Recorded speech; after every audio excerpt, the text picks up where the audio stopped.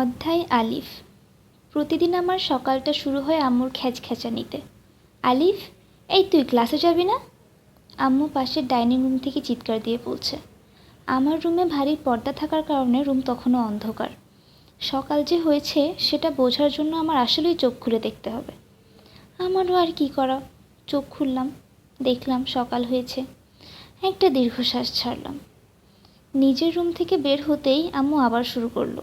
এই লাট সাহেবের বাচ্চা, পুরা দুনিয়া কি তোর সময় মতো চলে? তুই বুঝিস না যে তোর জন্য আমারও লেট হয়? ভাবছি অ্যালার্ম ঘড়িটা ফেলে দিই, তুমি আর তোমার চ্যাটগায়ে গলা তো আছেই। আমি আম্মুকে পেছন থেকে জড়িয়ে ধরলাম। আম্মু একটা ছাড়া দিয়ে আমাকে সরাতে চাইলেও পারলো না, হাল ছেড়ে দিল। আম্মু ডাইনিং টেবিলে আমার খাবার রেডি করছিল, মায়ের হাতে বানানো ব্রেকফাস্ট। এটা কি? আমি আমার প্লেটে রাখা খাবারটার দিকে তাকালাম। আম্মু নিজেও একটু কনফিউজড হয়ে গেল। কেন, পরোটা আর সবজি? দেখতে তোমার বড় ছেলের চেহারার মতো বাজে হয়েছে জানো? আম্মু হাতের বড় চামচ দিয়ে পিছনে দাঁড়ানো আমাকে মারার ব্যর্থ চেষ্টা করলো। আমি বলতে লাগলাম, এখন বুঝি আমাদের বাপ কেন তোমাকে ছেড়ে চলে গেছে। আম্মু আমার এসব ফালতু কথায় অভ্যস্ত। আর এমনিতেও আমাদের পরিবারে কেউ আমাদের বাবাকে দেখতে পারে না। আম্মু হাসি দিয়ে উড়াই দিল পুরো কথাটা। বেশি কথা না বলে চুপচাপ খেতে বস, খালি বড় বড় কথা। আমি টেবিলের খাবার নিয়ে বসে খেতে শুরু করলাম। ভাইয়া কই? জানতে চাইলাম। রেদওয়ান তো সকাল সকাল বেরিয়ে পড়লো দেখলাম। কোনো কেস পেয়েছে হয়তো। আম্মু নিজের খাবার নিয়ে তাড়াতাড়ি খাওয়া শুরু করলো। বাহ, নতুন চাকরি পেয়ে পরিবারকে সময় দেয় না। এই বেটাও তোমাকে তোমার জামার মতো ছেড়ে দেবে কিন্তু আমি বলে দিলাম। এই বাজে বকিস না তো। আম্মু একটু রাগের অভিনয় করলো।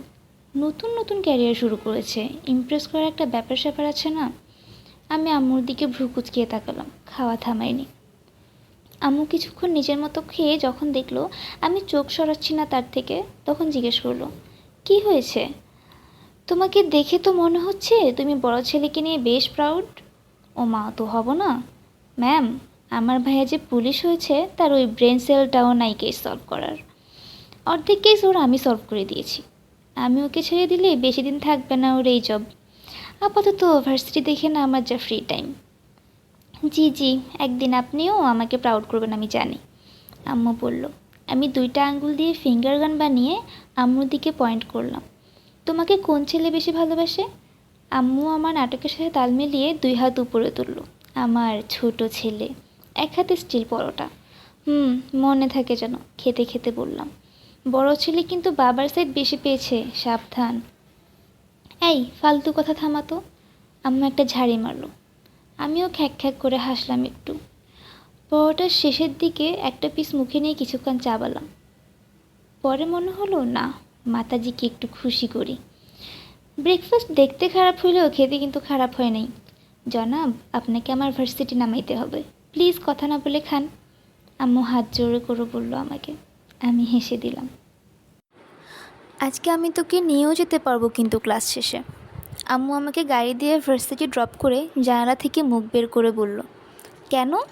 আমি বললাম, আজকে মনে হয় আমার কাজ খুব একটা বেশি নাই অফিসে। 2 হাত পকেটে ঢুকায়া বললাম, হে ভাবছিলাম তো ডেইটে যাব, কিন্তু বইয়ের চেয়ে মা বড়। আম্মু আমাকে কথা শেষ করতে না দিয়ে বলা শুরু করলো, আমার ছেলে প্রেম করতে পারলে তো হইতোই। এরপর হঠাৎ কথা নাই বার্তা নেই আমার ভার্সিটিতে যাচ্ছে এমন একটা মেয়েকে দেখে বলতে লাগলো, এই আমার ছেলে সিঙ্গেল, মার্কেটে পড়ে আছে, নিবেন? আমি ওই মেয়ে কিছু বলার আগেই আম্মুকে ওই মেয়ের থেকে আড়াল করে দিয়ে আম্মুকে বললাম, এই তোমার না অফিস? যাই যাই, নিতে আসবো কিন্তু ক্লাস শেষে। আম্মু গাড়ি নিয়ে চলে গেল। আমি ভার্সিটি যেতে গিয়ে মাঝপথে থেমে গেলাম। দূরে আম্মুর গাড়িটার দিকে তাকিয়ে জানি লাভ নেই, তাও চেঁচিয়ে বললাম, এই প্রেম করতে পারলে তো এই মানে কি? ক্লাসে সবসময় আমি লাস্ট সিটে বসি। এই রুমের কারোর সাথেই আমার খুব একটা খাতির নেই। ওপেন ক্রেডিট হওয়ার জন্যে আরও চেষ্টাও করিনি। কী লাভ, নেক্সট সেমিস্টার আবার নতুন মানুষ, এর চেয়ে আমি থাকি আমার দুনিয়ায়। এই অ্যাসাইনমেন্ট করেছো? আমার সামনে কোনাকুনি একটা মেয়ে আমার কাছে ক্লাস চলাকালীন ফিস করে জানতে চাইলো। এখন মেয়েদের হিসেব আলাদা, ওদের আমি কখনো কষ্ট দিতে পারি না আমার রুডনেস দেখিয়ে, ইউনো। না, তবে কাজেও আসি না। ও, মেয়েটা জন্মের হতাশ হলো। এই লাস্ট দিকের 2 জন, ক্লাসের মাঝখানে কিসের কথা? হ্যাঁ, ধরা খেয়ে গেলাম ম্যামের কাছে। Stand up. আমি আর ওই মেয়ে উঠে দাঁড়ালাম। এমনিতেই এটা কঠিন ইকুয়েশন, এতক্ষণ লাগছে মিলাতে। বলেছি মনোযোগ দিতে, তা না করে কথা বলে ডিস্টার্ব কেন করছেন ক্লাসকে? ক্লিয়ারলি বোঝা যাচ্ছে ম্যাম নিজে আটকে গেছে ইকুয়েশনে। দূর থেকেই দেখা যাচ্ছে অস্বস্তি আর বিরক্তিতে হালকা ঘামাচ্ছেন ম্যাম। ম্যাম আমরা কথা বলছিলাম না, ওই মেয়ে বলল। এদিকে আরেক মাতব্বর, এই আমি কি তাহলে মিথ্যা বলছি? হ্যাঁ। ম্যাম আরও তেলে বেগুনে জ্বলে উঠল। এই ছেলে তুমি বলো, আমি এখন কি পড়াচ্ছি? ওমা, আমি কি করলাম? যাকগে, একটা দীর্ঘশ্বাস ছাড়লাম। ম্যামের লেখাগুলো বোর্ডে আরেকবার চোখ বুলিয়ে বোঝার চেষ্টা করলাম কী টপিক নিয়ে আলোচনা চলছে। এরপর আবার একটা শ্বাস নিয়ে বললাম, ম্যাম ইন্টিগ্রাল ক্যালকুলাস চ্যাপ্টার 4 এর ম্যাথ। সবাই জানে আমি পুরো ক্লাসে কোনো মনোযোগ দিই নাই, তাও যে আমি খালি বোর্ডটার লেখা পড়ে বলতে পেরেছি, এটাই আমার ফাফর। ওটা আমরা আগামী ক্লাসে পড়ব, আজকে চ্যাপ্টার 3। মনে হলো বিরাট বড় একটা হাত এসে আমার সামনে আমাকে একটা থাপ্পড় মেরেছে। ম্যাম আমাকে বললেন, get out from my class. Smart হওয়া ভালো, ওভার স্মার্ট না। আমি কিছুক্ষণ চুপ করে ক্লাসের মাঝে দাঁড়িয়ে থাকলাম। মেয়েটার দিকে তাকালাম। মেয়েটা আমার সাথে কোনো আই কন্ট্যাক্ট করছে না লজ্জায়। কী আর করা, আমি ব্যাগ নিয়ে নিজের টেবিল থেকে সরে হাঁটা শুরু করলাম। আমি ভার্সিটিকে টাকা দেই, আমাকেই বের করে দেয়। আম্মু থাকলে ফাটায় ঝগড়া করতো এখানে। দরজার কাছাকাছি এসে থেমে গিয়ে আবার ম্যামের টেবিলের কাছে আসলাম। টেবিলে রাখা এক্সট্রা মার্কারটা হাতে নিয়ে ম্যামের কঠিন ইকুয়েশনের লাস্ট লাইনে 5 এটা মুছে 6 লিখে দিলাম। এবার মিলবে ম্যাম, বলে দিলাম এক Telugu movie, slow mo confident walk away. Slow mo অবশ্য আমার মাথাতেই, এমনিতেই ডিসেন্ট স্পিডে পালিয়েছি ক্লাস থেকে।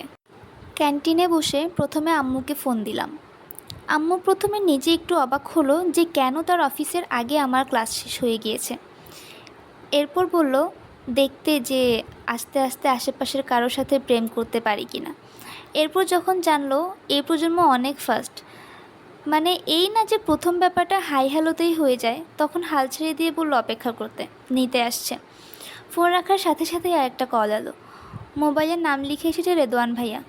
নামের পিছনে কলার আইডি ছবিতে আমার আর তার একটা ছবি আম্মু তুলে দিয়েছিল। কোনো মতে আমরা আমাদের মাস্কুলিন ইগোটা বামে রেখে একে অন্যের কাঁধে হাত দিয়ে কোনো একটা অজানা কারণে একে অন্যের দিকে আঙ্গুল পয়েন্ট করে কেলাচ্ছিলাম। আম্মু বলেছে ছবিতে আমাকে রত্ন লাগছে। ফোনটা রিসিভ করতে ওই সাইড থেকে আওয়াজ এলো, কিরে কই তুই? ভার্সিটি, বলো কি সলভ করতে হবে? ভাইয়া একটু ভ্যাবাচাকা খেয়ে গেলো। মানে কি, তোকে কি আমি সবসময় কেস সলভ করার জন্যই কল দিই নাকি? হ্যাঁ, আমার রসকসহীন জবাব। হালকা একটু ব্রেন পেয়ে মনে করিস না অনেক পণ্ডিত হয়ে গিয়েছিস। মনে রাখবি তোর ভাই তোরও 5 বছর আগে জন্ম নিয়েছে। দুনিয়াতে এক্সপিরিয়েন্সেরও একটা কদর আছে, বুঝলি? এমন যদি হতো যে আমার ভাই এইমাত্র কথাটা রসিকতা করে বলছে তাহলে একটা কথা ছিল, কিন্তু না, সে বেশ সিরিয়াসলি বলছে ব্যাপারটা। এটাতেই আমার প্রবলেম, লোকটাকে আমার ভাই কম দাদা বেশি লাগে। আমার ক্লাস আছে, আমি রাখি। একটা মিথ্যে তাড়া দিলাম। এই না না না দাঁড়া। ভাইয়া লাইনে আসলো, একটু কেশে নিয়ে বলল, তো আমি নিজে একটা কেস এইমাত্র সলভ করেছি, বুঝলি? এই যে নাটক শুরু হয়েছে। চল তোর সাথে শেষবারের মতো একটা চেক মেরে কেস ক্লোজ করি। হ্যাঁ হ্যাঁ অবশ্যই। ভাইয়াকে ঠিকই পচাচ্ছি, কিন্তু মনে মনে আমি বেশ এক্সাইটেড। ভাইয়া রিসেন্টলি এক কেস সলভ করতে না পারে আটকে গিয়েছিল। বাসায় বেশ চুপচাপ বসে থাকতে দেখে আমি জিজ্ঞেস করতে যাই কি হয়েছে। পরে একটু গুতোগুতির পর পুরো কেসের কথা যখন জানতে পারি, মুহূর্তের মধ্যে সলভ করে দেয় কেস। ভাইয়াও সিনিয়রদের কাছে নিজের ক্রেডিটে সব চালিয়ে দিয়ে প্রশংসা কামাই করে। আমার কি, আমার এইসব কেস সলভ করতে মজাই লাগে, একটা ফিল্মি ব্যাপার আসে। এখন আমি ঠিক সেটাই করব।